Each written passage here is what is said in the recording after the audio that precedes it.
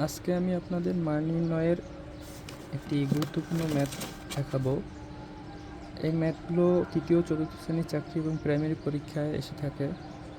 যদি ভিডিওটি আপনার ভালো লাগে একটি লাইক, একটি শেয়ার এবং ফলো দিয়ে পাশে থাকবেন। চলেন শুরু করি। খুব সহজ নিয়মে আজকে আমরা মান নির্ণয় করব।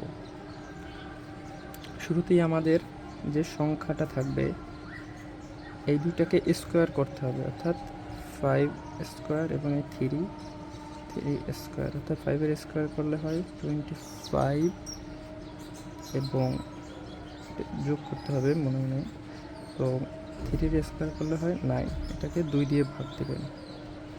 25 আর 9 যোগ করলে হয় 25, 26, 34